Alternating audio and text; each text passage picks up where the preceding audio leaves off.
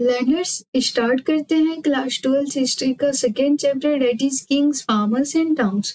तो first chapter में हमने देखा था कि कैसे हड़प्पन सिविलाइजेशन का डिक्लाइन पीरियड जो है शुरू हो जाता है अराउंड 1900 BC और ग्रेजुअली वो डिक्लाइन हो जाता है। 200 साल या 100 साल तो लगे ही होंगे डिक्लाइन होने में, ठीक है। तो इस चैप्टर में हम देखेंगे कि following the end of the Harappan civilization there were several developments in different part of the subcontinent, है ना, during the long span of 1500 years. तो इसमें हम देखेंगे कि 1500 BC के आसपास जो है, बहुत सारे डेवलपमेंट्स होते हैं। एग्रीकल्चरल डेवलपमेंट बोल लो, है ना, पॉलिटिकल सिस्टम में चीजें डेवलप हो रही हैं और भी चीजें। और इस टाइम पीरियड को हम जैसे यहाँ से आप देखोगे तो 400 ईयर्स का जो गैप है ना, उसके बारे में वी डोंट नो एनीथिंग, है ना। We don't know anything, day to day life की पैटर्न क्या है, चीजें कैसे हो रही हैं, we don't know anything. Okay, so जो 1500 BC के आसपास की स्टोरी है उसको हम क्यों लिंक कर रहे हैं, क्योंकि हमारे पास जो ओल्डेस्ट रिटन एविडेंसेस मिले हैं वो थे वेदास, और वेद सबसे इम्पोर्टेंट सोर्स ऑफ इंफॉर्मेशन थे, ठीक है। तो वेद का लिटरल मीनिंग नॉलेज होता है, और वेद शब्द आया है विद धातु से। जैसे आपने बहुतों को सुना, जैसे बोलते हुए सुना होगा कि वो बहुत विद्वान व्यक्ति है, मतलब नॉलेजेबल है। यानी जो कुछ भी ज्ञान, वेद मतलब नॉलेज, तो जो कुछ भी ज्ञान हमें अवेलेबल था पहले, वो ओरल ट्रेडिशन के द्वारा या डिसाइपल सक्सेशन के द्वारा एक जनरेशन से दूसरे जनरेशन तक ट्रांसफर होता था, है ना।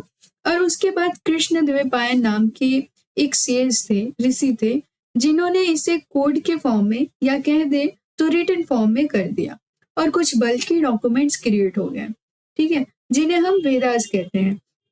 और ये जो कंपाइलेशन जो हुआ है ना, ये 1500 BC के आसपास हुआ, ध्यान रखना, ठीक है, 1500 BC के आसपास हुआ। इसीलिए यहाँ से रिटन एविडेंसेस हमें मिलना शुरू हो गए। और इस वैदिक काल में हमारे जिस तरीके का पॉलिटिकल सिस्टम देखने को मिलेगा, है ना, एग्रीकल्चरल सिस्टम देखने को मिलेगा, सेटलमेंट्स जवाड़ा देखने को मिलेगा, उसी की हम बात कर रहे हैं इस चैप्टर में। यहाँ पे इस एक तरह का ब्रीफिंग है, ठीक है। So there were several developments in different parts of the subcontinent during the long span of 1500 years following the end of the Harappan civilization. So आप देख रहे हो कि कैसे बहुत सारे डेवलपमेंट्स हो रहे हैं हड़प्पन सिविलाइजेशन के डिक्लाइन होने के बाद। तो यहाँ से आप ये समझो कि आपको पता है कि कनिंगम को एक इंग्लिश मैन ने सील रिपोर्ट किया था, दिखाया था, तो ही इग्नोर्ड इट। वाई? क्योंकि इस टाइम पीरियड के बारे में वो काफी इंटरेस्टेड था, है ना, इस टाइम पीरियड के बारे में इंटरेस्टेड था, है ना, रिटन एविडेंसेस हमारे पास थी, तो उसको इस टाइम पीरियड के बारे में नॉलेज था, इसीलिए उसने डिस्कार्ड किया, क्योंकि हड़प्पन सिविलाइजेशन के बारे में उसको कुछ पता नहीं था, या फिर उसने जानने की कोशिश भी नहीं की, है ना, on the basis of that evidence.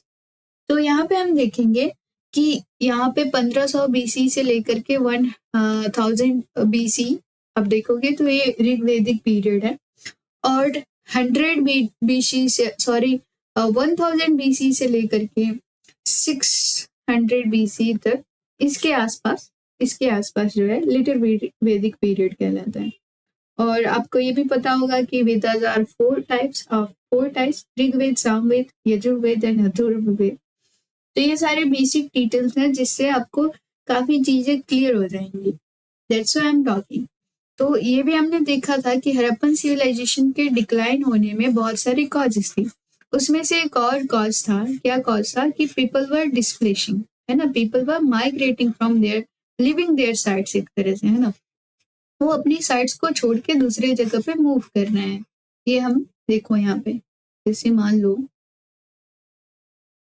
people were moving from their sites, okay, they were moving from their sites। तो इस एरिया में जो है मूव करेंगे तो जाहिर सी बात है कि पॉपुलेशन बढ़ेगी एक तरह से। इवन देन जब उनका डिक्लाइन पीरियड शुरू हुआ उसके कुछ सालों के बाद का एविडेंस या चीजें हमारे पास हिस्ट्री क्लियर नहीं है, बट स्टिल हमने देखा कि कैसे वे मूव कर रहे हैं, कैसे वे डिस्प्लेस हो रहे हैं। तो उसके बाद में जहाँ पे हड़प्पन सिविलाइजेशन था, ठीक है, following the end of the Harappan civilization, Indian subcontinent आप देखोगे तो जहाँ पे हड़प्पन सिविलाइजेशन था, तो इंडिया में और इंडियन सब कॉन्टिनेंट, ठीक है, तो यहाँ पे बहुत सारे डेवलपमेंट्स हो रहे हैं, सेवरल डेवलपमेंट्स। कौन कौन से डेवलपमेंट? जैसे पॉलिटिकल सिस्टम में, एग्रीकल्चरल सिस्टम में, economic system, religion and culture, ये सारे डेवलपमेंट्स हो रहे हैं।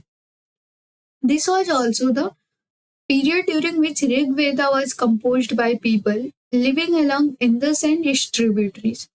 तो ये पीरियड ये भी है जो पीरियड में ये सेवरल डेवलपमेंट्स हो रहे हैं, जैसे 1500 बीसी के आसपास आप मान लो। तो पीरियड ऐसा भी है जहाँ पे इंदस के आसपास रहने वाले और इसके ट्रिब्यूटरीज के आसपास रहने वाले लोग ऋग वेदा कंपोज करते हैं। एग्रीकल्चरल सेटलमेंट्स जैसे ऋग वेदा को कंपोज करते हैं, कोड के फॉर्म में एक तरह से लिखते हैं। Agricultural settlements emerged in many parts of the सब कॉन्टिनेंट इंक्लूडिंग नॉर्थ इंडिया। और एग्रीकल्चरल सेटलमेंट्स भी आप देखोगे इंडियन सब कॉन्टिनेंट में देखने को मिलता है। North India in the sense कि पीपल वर डिस्प्लेसिंग, एक तरह से इफ यू कैन रिलेट।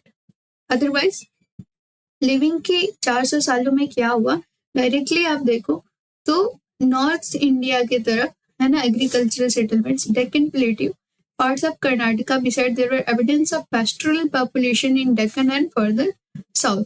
तो पशु चारण वाले जो व्यक्ति होते हैं उनको पैस्टोरल पॉपुलेशन बोलते हैं, तो उसके भी एविडेंसेस हमें मिले हैं in Deccan and further south. New modes of disposal of dead including making of elaborate structures known as megaliths.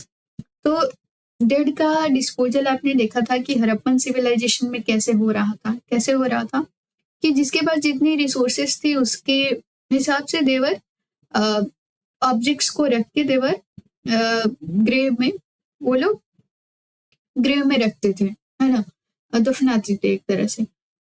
And जो ये यहाँ पे आप देखोगे तो यहाँ पे नए मोड हैं डिस्पोजल ऑफ डेड के। क्या है कि पहले तो आपने मान लो ग्रेव में रख दिया, उसके बाद आप बड़ा सा स्टोन का स्ट्रक्चर या तो बना देते हो या तो रख देते हो। तो यही जो बड़ा सा ह्यूज स्टोन स्ट्रक्चर है उसको हम मेगालिथ्स बोलते हैं। तो new modes of disposal of dead, तो ध्यान रखना है मेगालिथ्स पूछा जा सकता है। Emerged in Central and South India from the first millennium BC. In many cases, the dead were buried with a rich range of iron tools and weapons. ठीक है, तो यहाँ से देखो आपको भी पता होगा कि the first metal to be used by mankind was copper। और उसके बाद हमने देखा था हड़प्पन सिविलाइजेशन के बारे में कि कॉपर मिक्स्ड मेटल है, ब्रॉन्ज, उसका इस्तेमाल बड़े लेवल पे हुआ है इन हड़प्पन सिविलाइजेशन। गोल्ड और सिल्वर भी यूज किया, बट स्टिल ब्रॉन्ज सिविलाइजेशन उसको इसीलिए कहा जाता है क्योंकि ब्रॉन्ज के टूल्स इस्तेमाल हुए हैं हड़प्पन सिविलाइजेशन में, है ना। तो अब यहाँ से आप ऐसे बोल सकते हो ना कि 1500 बीसी से जो है ना, 1500 बीसी से इस टाइम पीरियड को आप ऐसे बोल सकते हैं कि यहाँ से अब आयरन एज की शुरू होती है। आयरन एज आप कह सकते हो आयरन एज, क्यों? क्योंकि वी विल सी कि यहाँ पे कैसे rich range of iron tools और वेपन्स इस्तेमाल हो रहे हैं। तो इसको एक तरह से आप आयरन एज भी कह सकते हो कि आयरन एज शुरू हो रहा है। तो ठीक है, तो हम circa 6th century BC there is evidence that there was other trends as well. Perhaps the most visible was emergence of early states. तो इसके साथ साथ आप देखेंगे तो और भी चीजें हो रही हैं। क्या हो रही हैं कि नए नए स्टेट्स इमर्ज हो रहे हैं, नए नए पॉलिटिकल सिस्टम डेवलप हो रही है, एम्पायर्स, किंगडम्स देखने को मिल रहे हैं। Underlying this political processes other changes evident in the ways in which agricultural production was organized. और भी चीजें हमें देखने को मिलती हैं कि कैसे चीजें ऑर्गेनाइज हो रही हैं, whether it is settlements और एग्रीकल्चरल प्रोडक्शन। साथ ही साथ नए टाउन्स अपीयर हो रहे हैं through out the sub continent. नए टाउन्स हमें देखने को मिल रहे हैं इस टाइम, इस दौर में।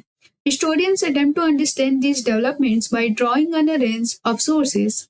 तो हिस्टोरियंस कैसे रिकंस्ट्रक्ट कर रहे हैं इन सब चीजों को, मतलब how they came to know कि ये सब चीजें हो रही हैं। तो पहली बात तो ये है ना, सबसे बेस्ट सोर्स तो आपके पास रिटन एविडेंसेस होती हैं, साथ ही साथ मटेरियल एविडेंसेस भी होती हैं। तो हमें इंस्क्रिप्शन मिले हैं। इंस्क्रिप्शन आप देख सकते हो, इसको अभिलेख बोलते हैं। जैसे यहाँ पे आप देखो, यहाँ पे देखने को लग रहा है ना यहाँ पे कि कुछ उकेरा गया है, तो ये इंस्क्रिप्शन है। Inscription in the sense what, कि किसी हार्ड सरफेस पे, किसी मेटल के सरफेस पे आप किसी चीज को इनग्रेव करते, उकेर देते हो, तो वो अभिलेख होता है। टेक्स्ट हमें मिल रहा है बकायदा, जैसे बुद्धिस्ट लिटरेचर, जैन लिटरेचर, और भी चीजें मिल रही जिससे हम रिकंस्ट्रक्ट कर पाते हैं, हिस्टोरियंस रिकंस्ट्रक्ट करते हैं। कॉइन्स मिल रहे हैं उस दौर के, है ना। विजुअल मटेरियल्स, और भी मटेरियल्स मिल रही हैं which you can see. As we will see, this is a complex process. You will also notice that the sources do not tell the entire story. But still आप यहाँ पे आप देखिए, ये रहा आपका, ये तो बस ओवरव्यू था, एक तरह से बैकग्राउंड था कि कैसे हिस्टोरियंस रिकंस्ट्रक्ट कर रहे हैं चीजों को and how they try to understand this all the things. तो इस टॉपिक में हम देखेंगे प्रिंसिप एंड पियादसी, आप देख सकते हैं। तो इसमें हम देखेंगे कि उस टाइम जब ब्रिटिश काल में भारत में कुछ कुछ लोग जिन्होंने चीजों को ऑब्जर्व किया है ना, वो ऑब्जर्वेशन है उनकी, उन्हीं ऑब्जर्वेशन के बैकग्राउंड से ये चैप्टर स्टार्ट हो रहा है, प्रिंसिप एंड पियादसी। तो आपने देखा होगा, आपको पता होगा कि जो 1600 ओके सी के आसपास जो है 1600 सी के आसपास ब्रिटिश एक्सपेंशन होता है इंडियन में। इस टाइम पीरियड में इंडिया में ब्रिटिश एक्सपेंशन होता है, और 1700 से आते आते जो है इंडियन लिटरेचर बोलो, कल्चर, कस्टम, ट्रेडिशन, इन सब को पढ़ने और समझने की कवायद बड़े लेवल पे ब्रिटिशर्स स्टार्ट करते हैं। क्या हुआ, स्टार्ट करते हैं लोग।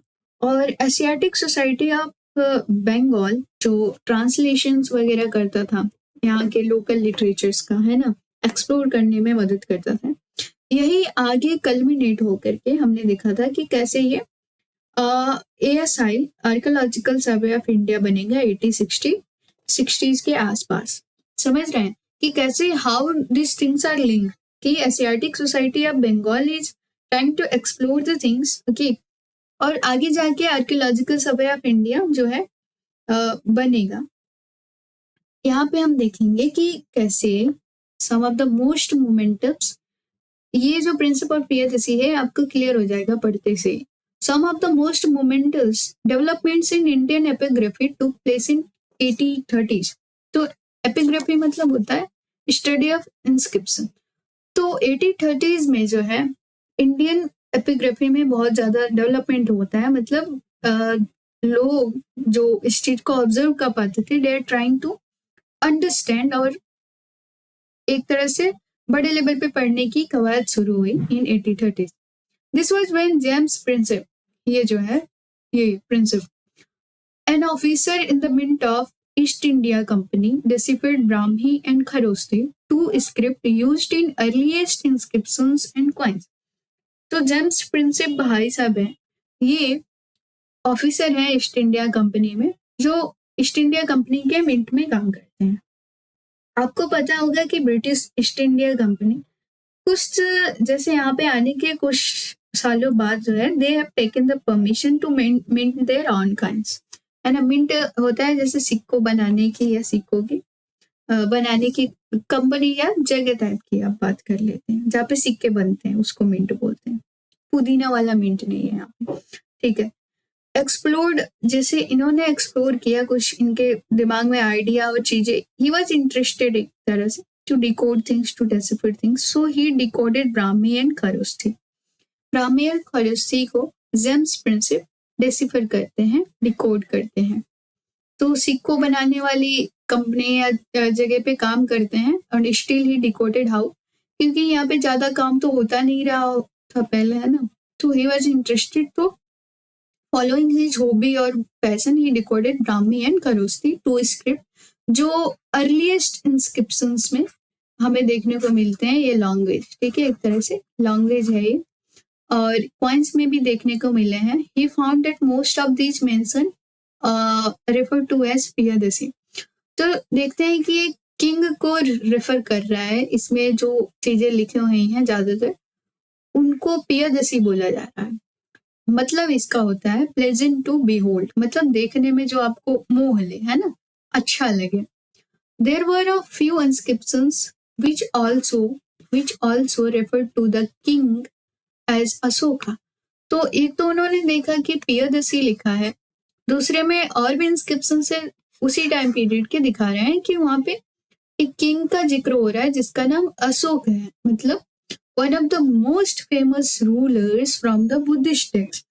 तो आप देखोगे कि हमने ये जो हिस्ट्री है ना, यहाँ से हमें बहुत क्लियर कट आपको समझ में आएगा क्योंकि हमारे पास रिटन एविडेंसेस, विजुअल मटेरियल्स, इसके एविडेंसेस बहुत सारे हैं। तो आप देखोगे बुद्धिस्ट टेक्स्ट में दीप वंश और महावंश के जो टेक्स्ट हैं उसमें बहुत ग्लोरीफाई किया गया है अशोक को एज ए रूलर, है ना, उनको बहुत ग्लोरीफाई किया गया है। आपको ये भी पता होगा कि जो अशोक है वो सेकेंड हाफ लाइफ में, वो अपने सेकेंड हाफ लाइफ में बुद्धिज्म को एम्ब्रेस कर लिए थे, उनको अपना लिए थे बुद्धिज्म को, ठीक है। तो दीप वंश और महावंश जो टेक्स्ट है इसमें देवानाम पियादसी ये सारे टर्म्स यूज हुए हैं, है ना, और वही चीज इंस्क्रिप्शन में मिल जा रही है हमें, पियादसी, है ना। तो ये चीजें लिंक करने की कोशिश करते हैं, ट्राई टू फाइंड कि जो ये अशोक के लिए जो है ये टर्म्स यूज हुए हैं अशोक के लिए। This gave a new direction to the investigation into early Indian political history as European and Indian scholars used inscription and text to composed in a variety of language to reconstruct lineage of major dynasty that had ruled the subcontinent।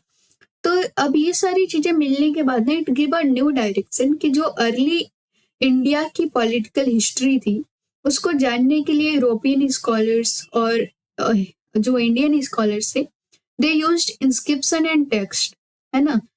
तो वो बहुत सारी languages में थी, पुरानी language में, ब्राह्मी हो गई, है ना, ये सारे लैंग्वेजेस में।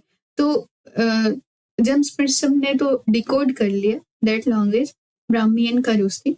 Also they try to decode की लीनेज और जो भी कौन कौन सी डायनेस्टीज जो है इंडियन सब कॉन्टिनेंट को रूल किए हैं, ठीक है। आई होप ये क्लियर है आपको। तो as a result the broad contours of political history in which, तो आप देखोगे कि अर्ली जो डिकेड्स ऑफ 20th सेंचुरी है यहाँ से अब इतिहास के पन्ने खुलना शुरू हो जाते हैं, whether it is about political history और इकोनॉमिक हिस्ट्री, और we will try to relate everything, they will try to relate. तो साथ ही साथ देखोगे कि scholar began to shift their focus to the context of political history, investigating whether there were connections between political changes and in economic or social। तो अब जो scholars हैं दे आर ट्राइंग टू से कि ये जो पॉलिटिकल हिस्ट्री है हमारी, तो इसको होने के लिए भी बहुत सारी चीजें होंगी जो ट्रिगर की होंगी, है ना। तो क्या ये रिलेट करता है, does it relate to social developments and economic developments. तो ऑब्वियस सी बात है, आप जैसे किसी जगह की पॉलिटिकल हिस्ट्री को बनने में जो है ये सारी चीजें भी लिंक होती हैं, है ना, जैसे ट्रेड वगैरह, तो काफी ये चीजें लिंक होती हैं। तो दे आल्सो रियलाइज कि ये सारी चीजें लिंक तो थी लेकिन ये ना ही इतना सिंपल थे लिंक और ना ही डायरेक्ट लिंक थी, मतलब political changes were related to social changes and in economic changes, but it was not simple. Sometime it is like simple and sometime direct and sometime not simple, है ना, इतनी आसान नहीं थी ये लिंक्स। बट स्टिल जो social developments हो गया, इकोनॉमिक डेवलपमेंट्स, पॉलिटिकल डेवलपमेंट्स, ये सारी चीजें आपस में लिंक होती हैं, ओके।